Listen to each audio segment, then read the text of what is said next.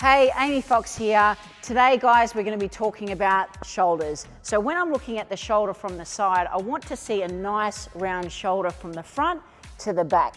A lot of people struggle, so they'll have a really strong front of the shoulder or anterior deltoid where it's nice and round, and then they tend to drop off at the back. Now this can be caused by a lot of different things, maybe old injuries, or maybe it's just the way that you're training them. So you might think that you're training your rear delts, but in actual fact you're using other muscles around the back to cheat with the movement. So I'm going to just start with an incline bench here, as most people do supported rear delt raises. And I want to show you the difference that happens with my scapula.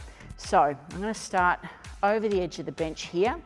So as you can see, I'm taking the dumbbell out to the side, like so.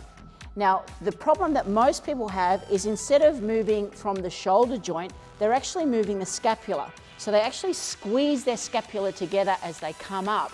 Now, that's not a bad thing if you're doing back, but as I said, we're trying to focus just on the rear delt so we get that nice roundness completing the shoulder. So to make sure that doesn't happen, I like to use this little tip where I use my anterior or the front part of my delt and I actually hug the bench with it. So what I'm trying to do by hugging the bench is not necessarily bad posture, but I'm actually trying to teach my body to open up through the scapula. So I'm trying to open up my scapula, have the scapula come around the rib cage so that I stop my rhomboids from being activated. Then raise the arm. So this can be quite frustrating in the beginning because you'll actually notice that your range of movement is a lot smaller.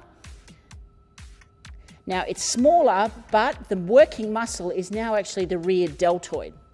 So you can see, I'll get to this point here, the only thing that's going to help my arms go higher is my rhomboids. Again, not so bad if you're working the back.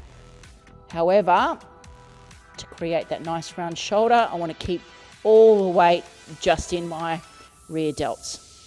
So there you have it. When you're training your rear delts, you need to take time. So drop the weight down so you can consciously think about deactivating the rhomboids. So you're pushing the shoulders forward slightly as you take your arms apart to really hit that posterior deltoid there.